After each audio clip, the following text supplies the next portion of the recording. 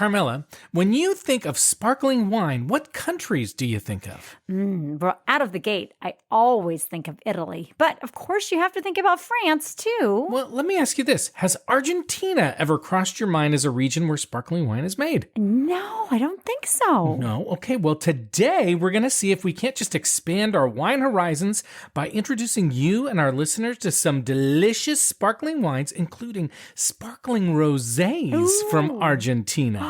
Sounds wonderful. Let's do it.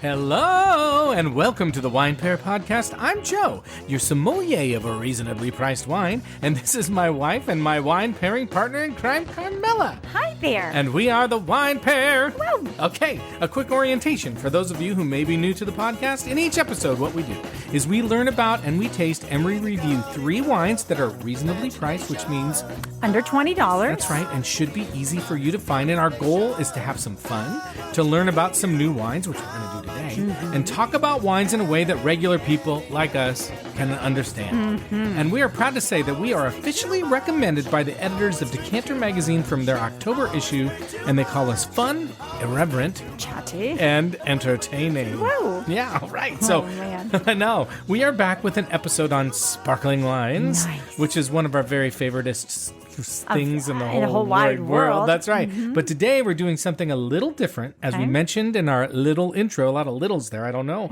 Because we are focusing on sparkling wines that are reasonably priced and relatively easy to find, but are a bit off the radar. I love this idea. Yeah, and so today we're going to be learning about and tasting and reviewing sparkling wines from Argentina. Oh my God. I mean, why wouldn't you want to know about more sparkling wines? I agree. And sparkling, it's a whole new world. Okay. Wow. My gosh. No, Carmela, I know what you're thinking. What are you thinking? Okay, wow. No, you tell me. What am I thinking? You just said you knew what I was thinking. You're thinking, I didn't know they made sparkling wine in Argentina. I didn't know that. You are like blowing my mind. I'm like a mind reader. Yeah, I'm like, whole time I'm like, wow, I didn't know that. How did he know? I didn't know that. I just know what you don't know. I know. Okay, and I think I don't know. You know me better than I know myself. I think so. So I think most people who are not from South America or are not super sparkling wine aficionados wouldn't know that there's sparkling wine in Argentina. True. I mean, I guess you could guess it, but I don't think you see it that often. But it's a thing, and we're going to explore it, okay? It sounds great. Okay. Now, do you know what wine Argentina is most famous for, Carmela? Well, I believe... Wait, I'll give you a hint. Oh, do you know if I know? I'll give you a hint. I should ask you. It's a red wine that starts with the letter M, and we buy a version of it from Costco. Okay. Wait. Okay. And it's also not Messi. It's not Lionel Messi, who is from Argentina. I was like, Messi. And is a soccer player. I know. So it starts with M from Argentina. What is the wine? Can it be Leo Messi, though, please? No, it can't. Why not? What is it? Okay, I think it's Malbec. You are so correct. Ding, ding. Wow. Yes, the answer is One for Malbec. one. You win. Okay. Now, Malbec is generally a red wine that pairs well with Argentinian cuisine, which, if you didn't know this, tends to be really heavy in red meats, like a lot of steaks and stuff. So, yeah, interesting. So, for sure, they need to have a red wine that is a signature to them. Exactly. And it's a really good, I think it's an underrated, red wine, especially to pair with red meat. Yeah. We've reviewed it. Yeah, especially grilled red meats. And also, Argentina is no slouch when it comes to wine production either.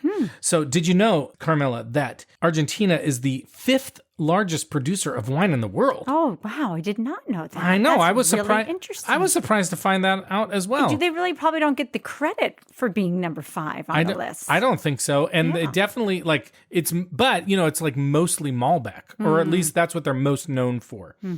And that is what they produce the most of. But rather than talking about the red wine version of Malbec, we're going to be talking about sparkling wines again from Argentina.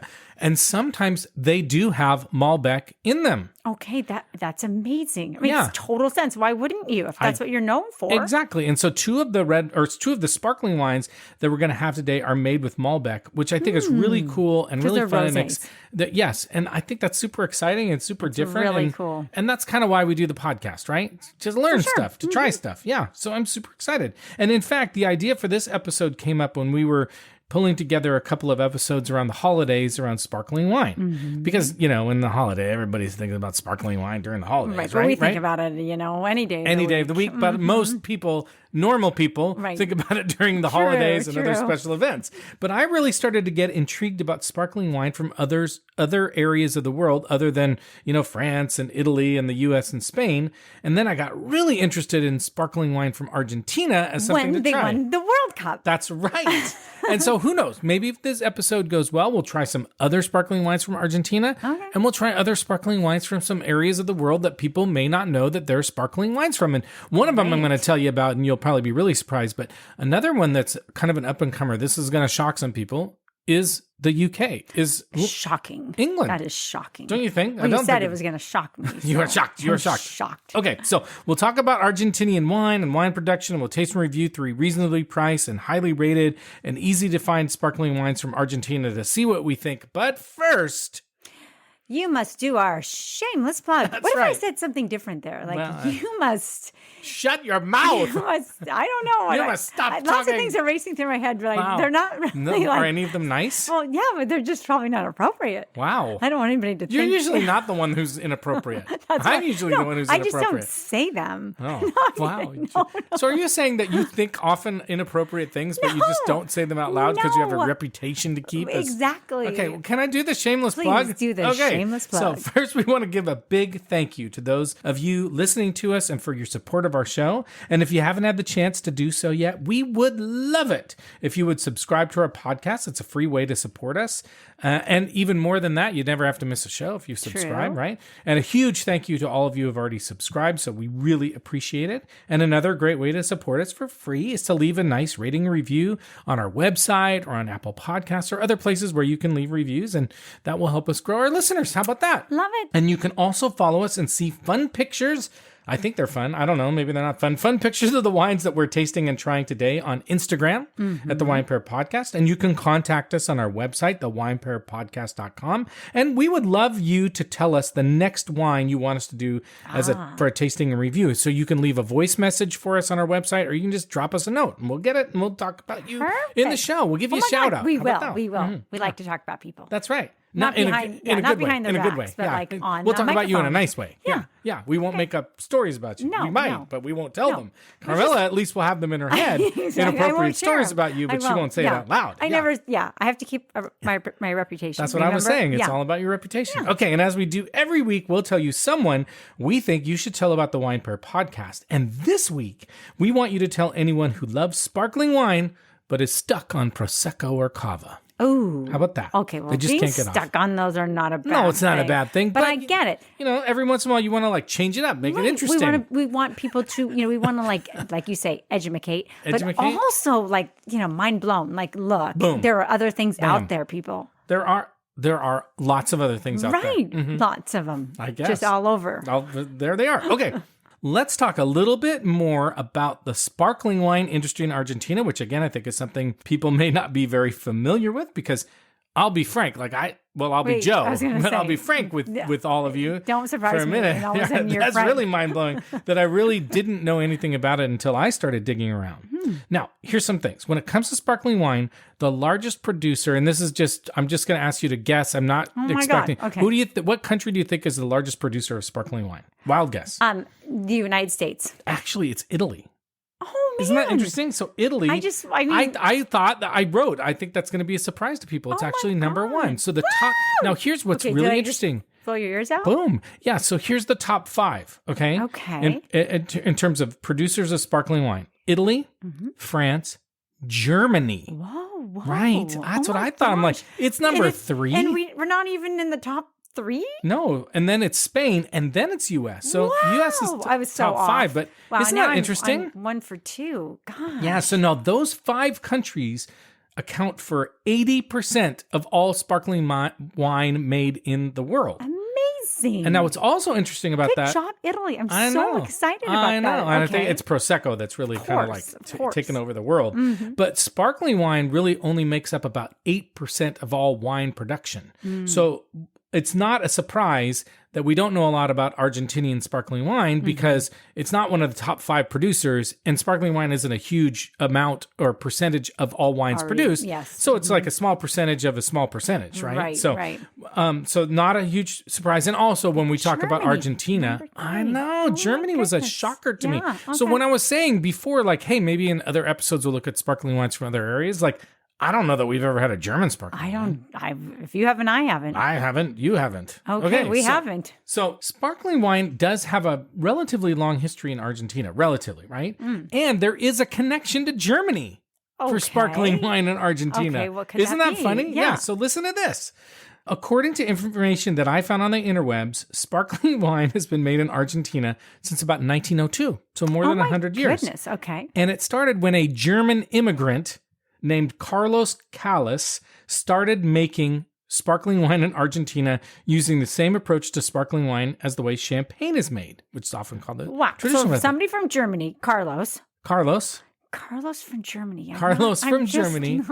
Maybe his name was Carl, and after a while in Argentina, they're like, we got to call this jackwagon Carlos. Okay, now I'm getting it, but Now listen.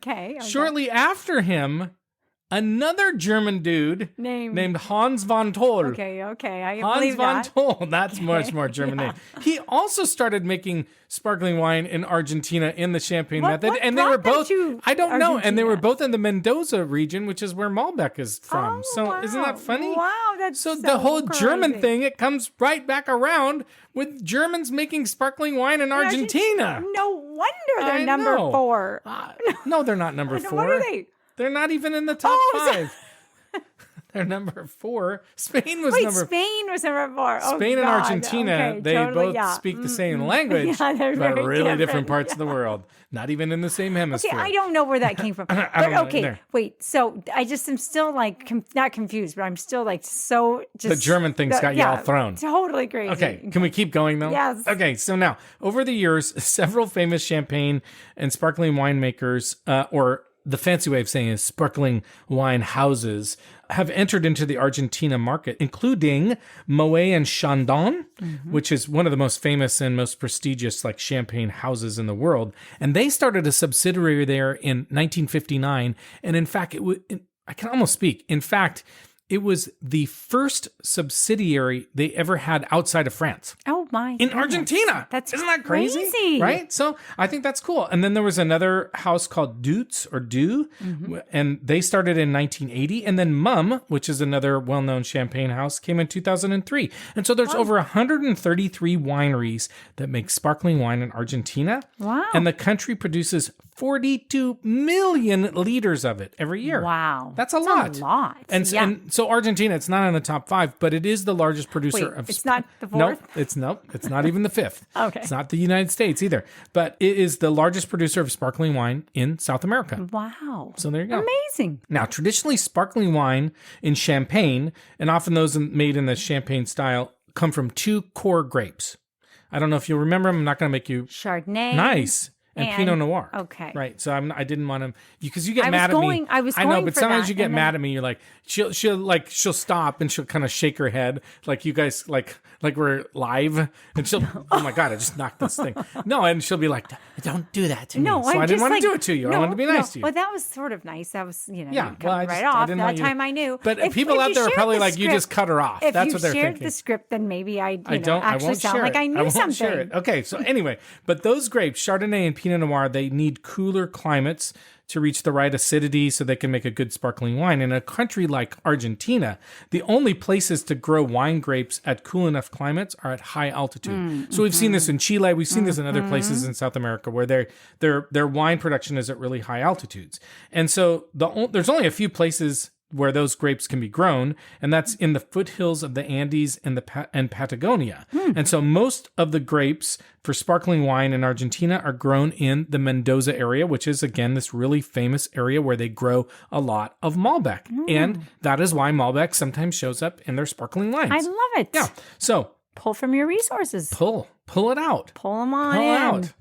I don't pull them out of somewhere. Okay, so on a side note, Carmela, sparkling wine in Argentina is often called Espumante. I kind of like that. Love it. Espumante. It's like from Encanto. That movie's really famous. Espumante. I bet if it was an adult show, they'd have... What do you mean adult show? No, like it wasn't a cartoon. Oh. Get your head out of the gutter. Well, you said adult. No, I'm just saying, like, anyway, Encanto, they probably drink Espumante. But They probably do. If you... But not the kids and not in cartoons. Right. Maybe parents So why are you talking about them drinking I just Espumante in a cartoon? This is really inappropriate. Wow, you let inappropriate things out. Yeah, and That's now what my happened. reputation is ruined. No, everybody's down. No, okay. So now one of the reasons that you can't call sparkling wine made outside of Champagne region, of France, Champagne, right? You can't do that. In the region. That's right. Mm-hmm. So they had to come up with their own name. And actually, Espumante is a common name used for sparkling wine in Spanish-speaking countries, and especially in South America. So Espumante, like in Chile and Brazil, they would also use the term Espumante. Mm-hmm. And in Italy, they say Spumante. Spumante. Mm-hmm. Yeah. So it's, the very similar languages. Sure. According to our friends also at Decanter Magazine, Carmela, Argentina sparkling wines are growing in reputation, and their wines made in the Champagne method are considered pretty high quality and reasonably priced, which kind of fits with our podcast, wouldn't you say? I would say. I so agree. Yeah. And in another article from a website called Wines of Argentina, which sounds like it's probably a marketing website, they talk about the growth of sparkling wine in Argentina that's really boomed or blossomed since 2005. And so I kind of think we should probably keep our eye on it. Yeah. Because, it wasn't that long ago that nobody had heard of Prosecco. And Prosecco started taking, the world by storm because it's inexpensive and tastes great. Mm-hmm. And that's your phone. And then there's Cava, which is also inexpensive and tastes great. Often, sometimes not inexpensive, but usually. And so I wouldn't be surprised to see in some future date, I'm predicting the future. That they're going to climb the ladder. That's right. They're going to become number 4. They're striving for number 4. And so maybe what you did is you just channeled the future. Right. And you're like, someday they're going to be number 4. Exactly. I can see the future sometimes or taste the future. Wow. This is really weird. I think that's seeing or smelling the future may be related to being ill. I'm just saying. Maybe. Okay. All right. Anyway, so let's talk about the wines that we chose for this episode. And there, by the way, I'm going to have to edit some pieces out and you'll never hear them. Okay, good. Okay, so as usual, all the wines we have chosen for this episode are under $20, right? And all of these should be at least relatively easy to find. And I know that because... Where'd you find them? We bought them all on wine.com. Nice. So at the very least, you can find them there. And I'm not really sure you're going to find Argentinian sparkling wines at your local grocery store or like corner wine shop. You can call ahead. But what I was going to say is if you go to a big wine shop, you'll find them. And if you have a wine shop that's close by, you could probably ask them to order. And if you can wait, you can always have them ordered.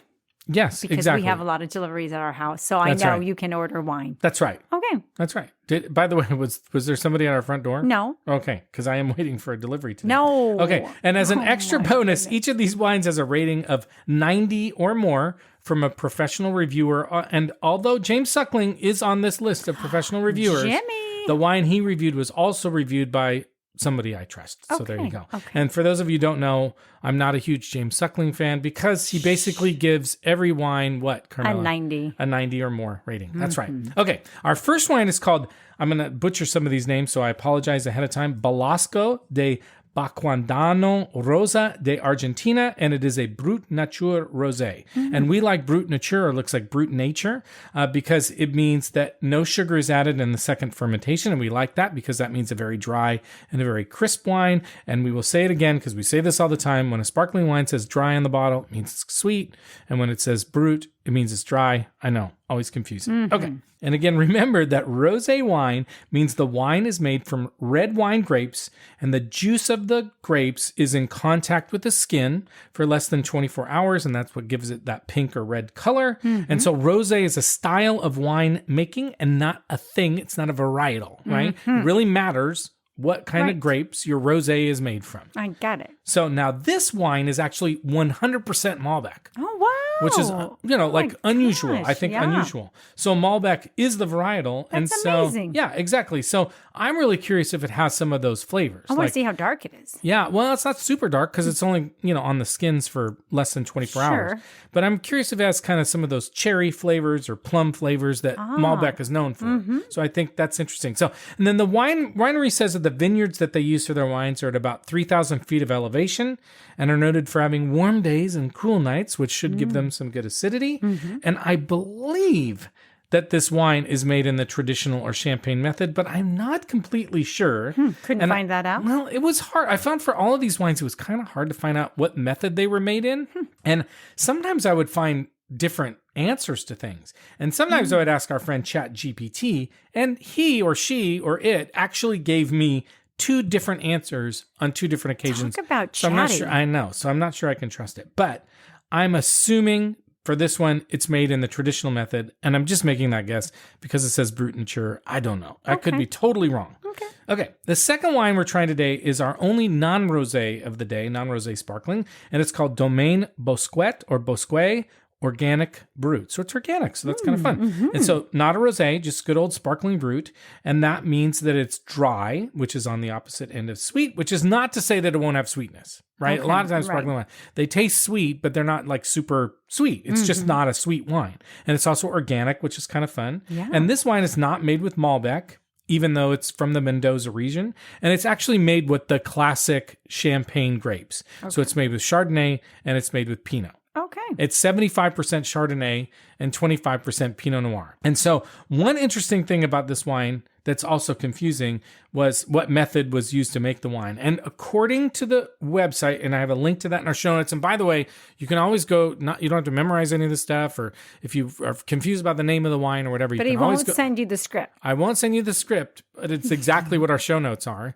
by the way. Okay. And so I will send you this. Well, you can download the script or look at it. But anyway, go to our website, winepairpodcast.com, look for this episode. You can find links and information and all sorts of stuff. So I have a link to the website on this. And this wine is made in the Charmat method. Charmat method is the way that Prosecco is made. The second fermentation takes place in stainless steel vats. It's faster, but and so they don't do the second fermentation in the bottle, which is what the traditional method does. And the traditional or champagne method, they have to age for a while. You can make a lot more, a lot faster with the Charmat method. It's not good or bad. Some people like it. Some people, like it. Just people love Prosecco. I love it. Nobody's I complaining love about that it. method. Right?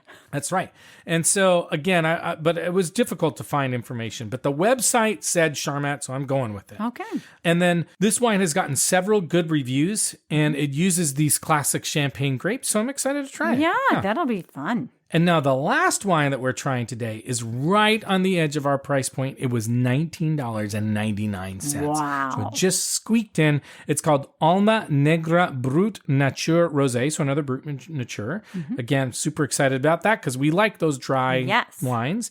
This wine is made from 2 red wine grapes. It's made from Malbec and Pinot Noir. Interesting. I love this lineup. I know. It's kind of fun. Really fun. Yeah, and I don't think I've ever had a wine using those 2 grapes before. Let alone a sparkling wine from those 2 grapes, let alone a rosé sparkling wine. Oh my gosh. Right? I just love that they're, like they have some similarities, all 3 of them, but they're going to be different. Too. Yeah, and they're all from the same region, and it'll be super fun. So fun. Now, I'm not totally sure, but I'm like 99% sure that this is made in the traditional method. Okay. And it did get a 90 rating from Robert Parker, who's a very well-known reviewer. I tend not to really agree a lot of times with Robert Parker, but he's got a great reputation. People love him, and a lot of people swear about him. He thinks a lot. He doesn't say too much. Why? Because you said he's.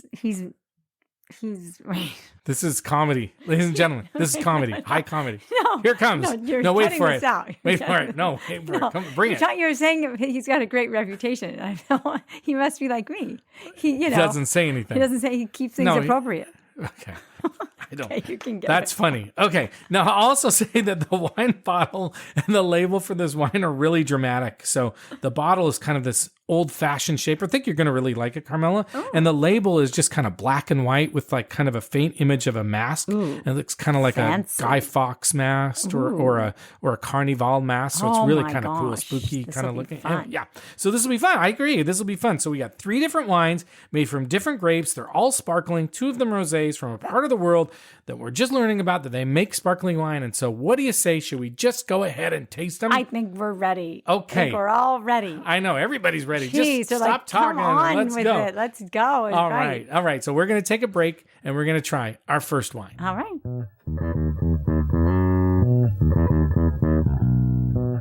Okay, we're back and we're ready to try our first sparkling wine. This is the Belasco de Baquedano Rosa de Argentina sparkling wine, sparkling rosé. This is from Mendoza region of Argentina. The producer is Belasco de Baquedano. It's a non-vintage, which is very typical for a sparkling wine. It was only $11.99 at wine.com. It's 11.5% alcohol, which is a little low, and it's a Malbec. And Wilfred Wong, who's on wine.com, gave it a 91. So that's a pretty good rating. So what are you smelling? Oh, it's nice. It smells really nice. I think it's got a little bit of peach. I don't know why, but that's the first thing. I'm getting like a strawberry candy. Like a strawberry candy. Ooh, like a Jolly Rancher or something creamy. No, you know those like strawberry candies that came in a wrapper with the filling, like they had a little strawberry filling. That's kind of what it's reminding me of. But it's a hard candy or soft? Yeah, it's a hard candy. And then it has strawberry filling. Do you remember those? Like the Perugina kind? No. That's what it's reminding me of. It's nice. It's very Maybe nice. a little citrus. It's sweet smelling. I don't know why I'm getting like a little peachy on it for some reason. But peaches and cream kind of. Okay, creamy. Yeah. Okay, creamy. Maybe getting a tiny bit of watermelon or something on it too. I don't know. Ooh, Okay. it's really nice. All right, let's try it. Do you like the smell? I think it smells nice. It is very pleasant. Very pleasant. Let's try it. It's got some like bitterness on it. It's good. It's really nice. It's nice. It's flavorful. I mean, it's dry, but it's not, there's some definitely body to this. It's not super bubbly either. No, it's not. Actually, it's not very bubbly. Even when you look at it, it didn't, when we poured it, it didn't come out really fluffy bubbles. It's not either. It's not frothy. It's actually, I would say from that perspective, like if you're really like a bubbles person, it doesn't have that classic like champagne kind of bubble. It's not a huge like celebration pop feeling to it. No, I mean it's celebration-y, but it's just not. It just doesn't have the bubbles. It's but not it has interesting. It has some creaminess to it. It looks quite still. You're right. Yeah. But it does have, I like that creaminess. There's not a lot of toast. Like I think with the bubbles, you get more toast and yeast and shortbread and not so much of that. Although I'm getting a little bit of like, almost like a strawberry tart or something. I'm getting a lot of strawberry on this. I don't know. You think in the taste, I'm getting more strawberry too. Yeah. A nice mild strawberry. And it's got a little like citrusy bitterness, like a little lemony, but like a little bitter lemon or maybe a lime, piff. maybe a little lime juice to it. Are you getting a little bit of that? I think so. Yeah, there is that combination, almost like like a watermelon, lime, Capri Sun taste, but to a little it. more bitterness, I think. Yeah, than that. not super sweet. Yeah. No. I am enjoying it. It's very nice. Yeah, it's very good. And then what food might you pair with this sparkling rosé? Well, gosh, you know what?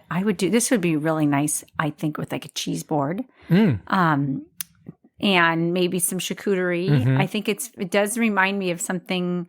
It's not super, it has a nice medium body, but I think it could stand up to that first course when you're doing those meats and cheeses. And do you like think? more of an appetizer. You're thinking more of an appetizer. It's kind of a first coursey type. What do you think? Well, I actually think this could stand up to spicy foods. I think it could stand up to some fried foods, but I think spicy foods, I think it would actually do pretty well with.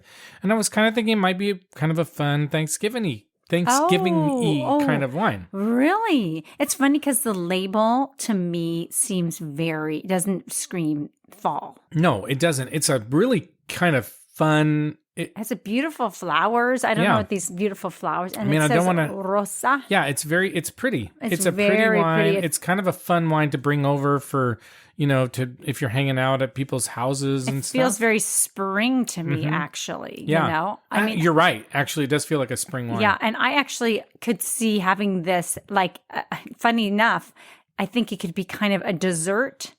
Sparkling too. I don't know why. You could have chocolate with it, probably. You could have chocolate, even like you were saying, a strawberry tart. I think you could have something sweet with it. What about a strawberry shortcake? I think you could do that. Kind of tastes a little strawberry shortcake. I don't know why.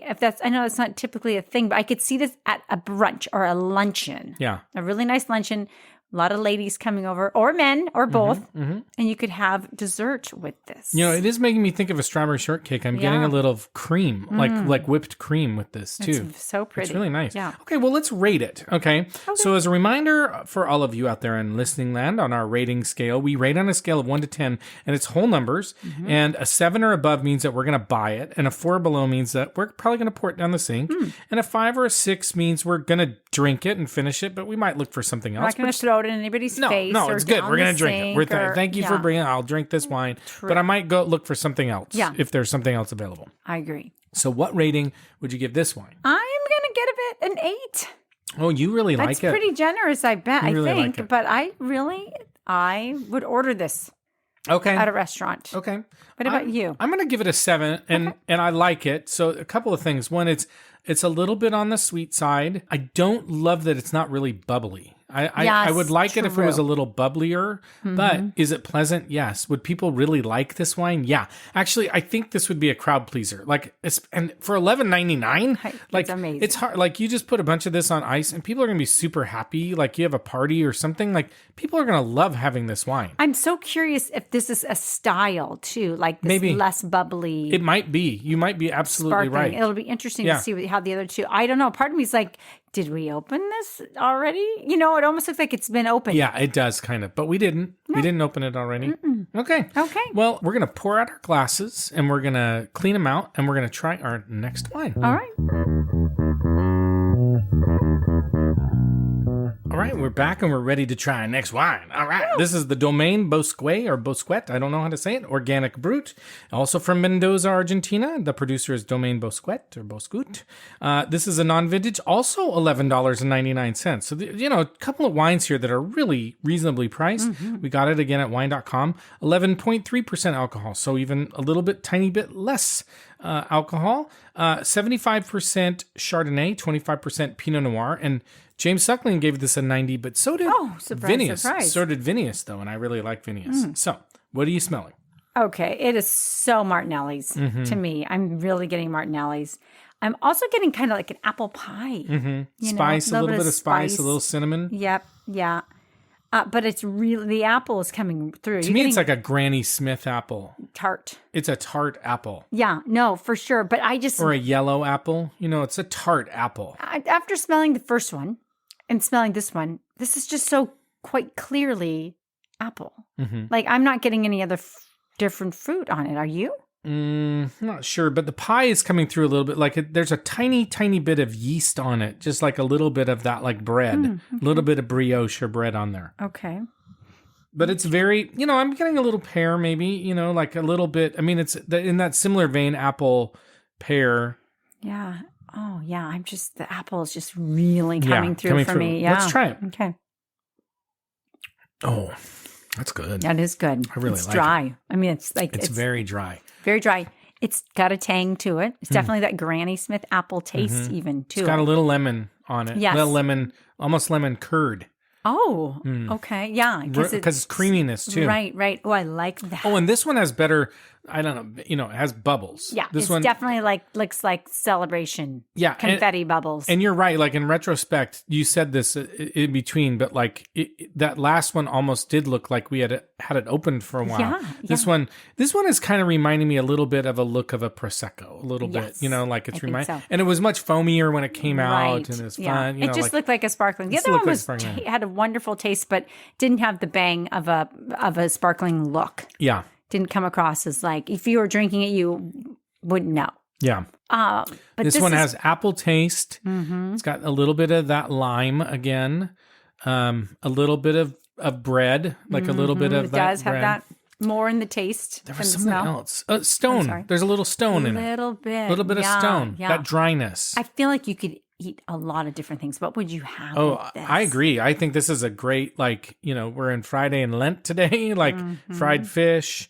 I think, I actually think this is quite versatile. I think so too. I'm thinking the whole spicy food. Spicy foods, Thanksgiving wine, spicy Thai.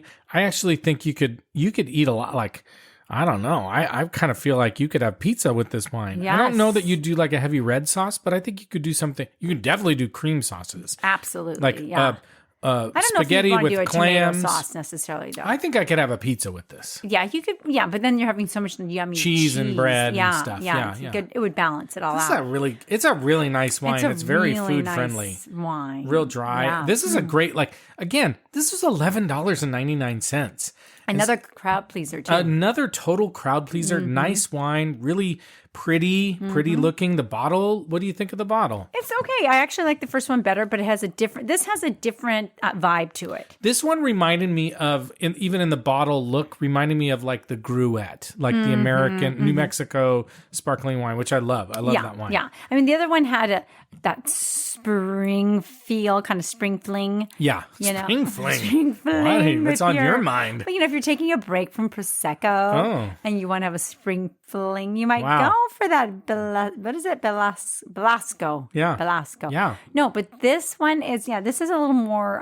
The Bousquet, or however you say it. Yeah. Nice. I like it. I'm really nice. It. What rating would you give this one? I'm going to give this one an 8 also. Yeah. This one for sure is an 8 for me. This one I would actually buy a lot of this wine. I think this is a great, you're having a celebration, great wine. Tuesday night, Wednesday night. And it's a great price point. That's what I'm saying. This is a sparkling wine. We always say you can drink sparkling wine any day of the week. Any time of the day. This is a great, this would be a fun wine just to kind of have. Yes. This is a great celebration wine. It'd be great with a football game. This super fun wine. Drink it here or there. You can drink it anywhere. Yeah, you made me think of nachos, or I made me think of This is a great wine. It's a great wine. I'm really happy. Yeah. I almost feel like an 8 is underrating it. It's really good. I'm almost looking at my rating. I just, the two are hard to compare. They're really. different. So I'm going to keep them where they're at. Yeah, but I'm really enjoying this. It is one. nice. Yeah. Okay, well, we got one more. Should we do it? Oh, let's do it. All right, we're going to take a break and try our next wine. Okay, we are back and we are ready to try our last wine. So, Carmelo, you smell it while I'm talking. This is the Alma Negra Brut Nature Rosé from, again, Argentina, Mendoza region. The producer is Alma Negra, another non-vintage. Again, this was $19.99, so this is just at our price point. Wine.com is where we got it. 12.5% alcohol. Then this is the one that's made with Malbec and Pinot Noir, and Robert Parker gave it a 90. So, what are you smelling? Okay, so my first whiff wasn't... I wasn't expecting It's different. It's very different. This does not smell like a normal sparkling wine. I'm smelling fresh fire. Mm-hmm. I'm getting red wine. I'm getting red wine smells. Okay, and this has Malbec and Pinot Noir. So I'm smelling leather. Leather. Okay, yeah, a little bit of earth. Are you getting that matchstick or sulfur? A little bit of sulfur. Mm-hmm. And I think if there's a fruit in there, I'm almost smelling like cherry, like a black cherry. Yeah, maybe. That's kind of the scent I'm getting. It is. It's earthy. It smells earthy. Yeah, but I am definitely getting that sulfur, that match, or that fresh fire. Somebody just started. If I can just visualize like that, you're outside at camp. Yeah, no, I get that. It's actually you're right, like that wood. Almost like a barbecue wood. And actually, I'm getting a little scent almost of meat, like red meat. Oh, yeah. Interesting. It's so different. But I am getting now a little bit more of like a cherry kind of smell. Maybe, but it's been open for a minute. Yeah. It is a beautiful bottle. And by the way, we could not get the cork out. Yeah. It took us, both of us, we were like, okay, you try. Okay, now I'm tired. You try. Yeah. But the bottle is beautiful. The shape really is super cool. And we were commenting, did you already say this? Yeah. About the color? Oh, yeah. No, I haven't. Yeah. They all have been on the orange side. Yeah, less pink, more orange. In fact, it's hard for me to say it's a rosé. Like the walls in our room, which are a little bit orangey. Yeah. I mean, it's funny. I guess they are rosés, but none of them really struck me as like that pink, except for the first one, maybe a little bit more. But the label's a little freaky. Yeah. But I love the bottle. Well, let's try it. Okay. The label is not freaky. She's just sensitive. What? Oh. Okay. This is so different for a sparkling wine, but I'm kind of digging it. It's different, and it's kind of like a nice change. Yeah, it's got a red wine feel to it. Yeah. So if you're like not a sparkling wine person, you're a red wine person, you're like, I don't know if I like sparkling wine. I think you're like this. It's got some like tannin. It's got some depth to it. It's got some complexity. It tastes a little bit like a red wine. I feel like I'm getting kind of that. I know it's in my head, but a little bit of that cherry and plum. But it's got creaminess. It's got interesting mouthfeel. I actually think more bubbles. I actually think you could eat this with a variety of foods. Like you could have this with red meat. I'm sorry. I think you could have this with red meat. Pizza. I know we talked about. I think you could have it with pizza. Yeah, I still don't think I would have it with a red wine sauce because it's got some acid. Red wine? You mean a red? I mean a red tomato sauce because it has acid. Yeah, it would be a lot. I think it would be a lot. Yeah. I don't know if it would go great with it, but it's a super different, interesting wine. Like. So I could see you liking this. I like it. Yeah. I like it. And this is a wine that you, if you want to like give somebody a cool, like, hey, let's try this wine. It's kind of cool. But like, this is a cool wine. True. Like, this is different. Like you don't find this just anywhere. No. And the grapes are so unique. Right. Well, and the presentation is cool. Like there's everything about it is kind of cool. This to me is kind of a sophisticated, but still young tasty person. You know, like you can do any age would like it. But it's sophisticated too. I'm kind of feeling like it needs a little bit of time. I feel like as it breathes a little bit, I'm getting more different types of flavors, more fruity, cherry, a little bit of strawberry kind of flavor to it, like a red fruity kind of flavor to it. But it's very interesting. I mean, definitely like from the beginning to the end, it's definitely that experience with the smell, the scent, what you're getting in the mouth, the taste, everything. It's an experience. Yeah, to me, this is a wine you kind of got to experience. And I feel like we're making it sound like it's not that good. It's actually, it's so different. It's just different. But I'm really liking it. When you want to, if you want to like, take somebody on a little sparkling journey, somebody who's open you want an to adventure? It. Yeah, this is a different adventure wine. Yeah, sparkling wine, and it would be fun to do it with somebody who is like open-minded, or also needed. Unlike you. Hey, no, but are also needed to like get out of there, right? Or just like I don't think I like sparkling wine, or it's too sweet, or whatever. This is not a sweet sparkling wine. No, this is different. Okay, question for you: any other foods that you might have with it? Yeah. Like what? I think you could do. I think you could still do like a fried fish with this too. You do for sure. You think salmon? I think so. I think it would hold salmon up. Salmon would be really nice. Yeah, grilled stuff. Yes. What rating would you give this wine? Okay, I think I'm gonna give it a 7. Okay. It's not like it's great and delicious in the sense that it's new and I'm so happy that I've tried it. But I don't know if it's gonna be something. It's not gonna surpass the second wine for me. Okay. I'm giving it an 8. Okay. And I just think they're different. Like the second wine to me is like classic sparkling wine. Like if I want a classic sparkling wine, I like that one. Great price point, really good wine, like really good. This one I really like. I would totally buy it. It's kind of an exciting wine to me. It's just for a different occasion. Right. Like I don't think this is a Tuesday night wine. No. And this is like a celebrating with friends. Actually, this would really go well with charcuterie.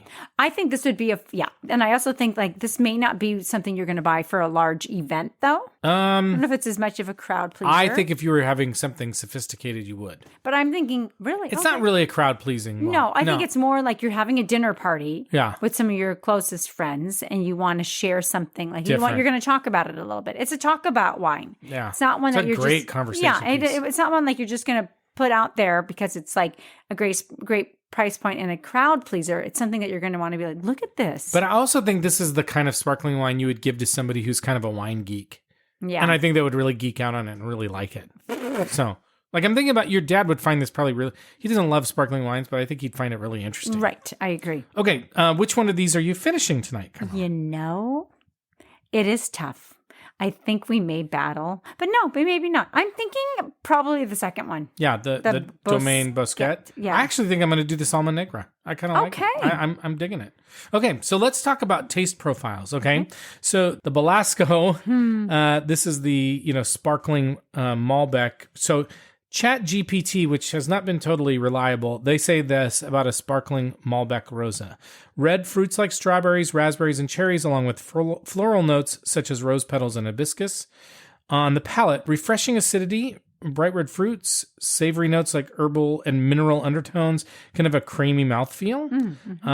and often leaves a pleasant fruity and floral aftertaste. The winemaker says on the nose, it reveals a range of aromas, red fruits, cherry, plum, and strawberry, together with violets. Excellent freshness, elegance, and finesse. And Wilfred Wong says, this offers tart red fruit aromas and flavors. Okay. So strawberry. We were getting a lot of strawberry. Yes. Okay. You especially. Yeah. Domaine Bousquet. The winemaker said greenish yellow color with fine bubbles. The wine shows aromas of citrus, apple, and tropical fruits. On the palate, it unfolds green apple and tropical flavors, as well as delicate hints of yeast. Totally was getting that. Vinius says the attractive nose features lemon zest and green apple with hints of strawberry yogurt and yeast. Strawberry yogurt is interesting because he was saying a creamy strawberry. And we were definitely getting cream and strawberry. Right. Ethereal in the mouth. The refined bubbles form a healthy mousse, while the flavor is anchored in green apple. I didn't get as much cream, though, on the second one as the first one. No. Okay, fair enough. Okay. And then James Suckling says aromas of cooked apples, lemon pith, peaches, and pie crust. So he did okay. We're going to give him that. And the Alma Negra, the winemaker says zingy lime with crisp acidity.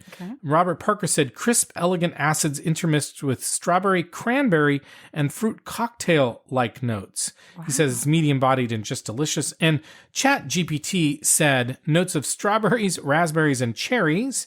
There may also be floral notes as rose petal or hibiscus. On the palate, lively acidity, ripe red fruit, strawberry, raspberry, cherry, citrus like orange and grapefruit. No fresh fire, huh? No. I mean, I honestly think it probably needed a little bit of time out of the... But we are definitely getting those kind of like leathery, smoky kind of smells for sure. on it, for sure. Yeah. And let me smell it again right now. I'm still getting that. I am too. Matchstick. Yeah. I'm getting it. I don't know why people don't just tell you that. What a bunch of jerkos. We're going to ask them. Yeah. There you go. So I think this was really fun. This was so much fun. I mean, look, Argentina, you don't think of it for sparkling wine. Give it a shot. Absolutely. Totally worth the journey. It's so much fun. I mean, Open your mind. Open your mind. But really, like fun, different, 3 really different wines, 3 different occasion wines. Yeah, I'm absolutely. super what a variety. I mean, really all together. Yeah. Really so fun. Nice choices, honey. Yeah. Okay. Well, Carmela, sadly, it's just about time for us to go. It's time to say goodbye. Yes, but before we do, we want to thank you very much again for listening to us and for your support. And if you haven't done so yet, now would be the perfect time to subscribe to our podcast and also a really fantastical time to leave us a nice rating review on our website or Apple Podcasts or whatever. And we also would love to hear from you. So again, leave us a message on our website or on joe@thewinepairpodcast.com about a wine you'd like us to taste and review. And especially if it's associated with some sort of special event or whatever, we'd love to hear from you. A wine you're curious about. And then you can also follow us on Instagram so you can see pictures of these wines that we're tasting and reviewing. And we would love it if you would tell a couple of friends or family members or both about us and maybe even listen to this episode or the next episode with a significant other. Oh my God. Right? A little date night. Date night or date drive or something. We'd love to double date with you. We will double date with you. We love double dating. We do? Well, I don't know. Okay. I don't know. We're not asked out on double dates very often. Although we have some double dates coming up. We do. We do. Tomorrow night first. Exactly. Yeah, all right. So with that, we're going to sign off. So thank you again, and we'll see you next time. And as we like to say, life is a short, so stop drinking the shitty wine. Bye-bye. Bye. Always think too much.